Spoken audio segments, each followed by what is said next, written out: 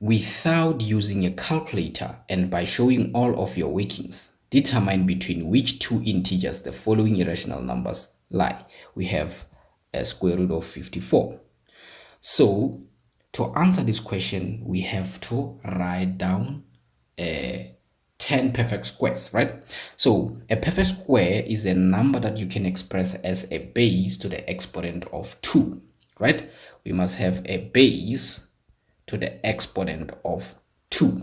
So 4 can be expressed as 2 to the power of 2. It means 4 is a perfect square, and then again 9 is 3 to the power of 2. It means 9 is a perfect square, and then again 4 to the power of 2 is 16. It's a perfect square, and then 5 to the power of 2 is 25. It's a perfect square, and 6 to the power of 2 is 36. It's a perfect square, and then 7 to the power of 2 is 49. 8 to the power of 2, we get 64, and 9 to the power of 2, we get 81, and then 10 to the power of 2 is 100, 11 to the power of 2 is 121, and the list goes on and on. So we have 54. So we are going to focus on a perfect square that is less than 54 but close to 54, which is 49. Right, so 49 is less than 54, and again we focus on a perfect square that is greater than 54 but close to 54. We get 64, right? So it means 54 is less than 64. Now we say square root of 49 is less than square root of 54, but square root of 54 is less than square root of 64, and then square root of 49 is 7, less than square root of 54 is irrational, so we write it as square root of 54, less than square root of 64 is 8.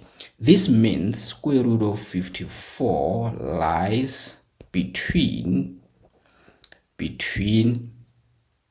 7 and 8, and then we get full marks for that. Now we have negative square root of 54. We already know that 54 is between 49 and 64. So it's negative. So we have square root of 49 less than square root of 54 less than square root of 64. Now let's divide by a negative value, which is negative 1. So when we divide by a negative value, the signs will flip. It means negative square root of 49 will be greater than negative square root of 54, which is greater than negative square root of 64. So let's write it in a mathematical way. We have negative square root of 64 less than negative square root of 54 less than negative square root of 49. So it means we have negative 8 is less than negative square root of 54 less than negative 7. So negative square root of 54 lies between negative 8 and negative 7. And then we get the marks there. So with the last one, we have the fourth radical of 25. So the fourth radical of 25 is the same as what? This is the same as into 5 squared. So 25 is a perfect square, so it's 5 squared to the power of 1 divided by 4. So 1 divided by 4 is the fourth radical. So this is the same as 5 to the power of what? 2 times 1 divided by 4 is 1 divided by 2, which is the square root of 5. So we have 5, right?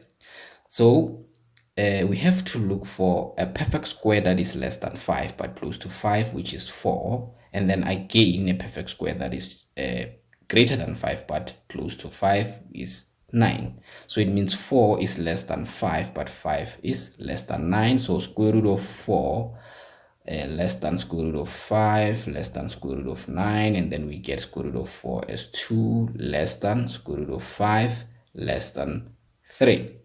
So this means the fourth radical of 25 lies between 2 and 3. The fourth radical of 25 lies between 2 2, and 3, and then we get all the marks. So now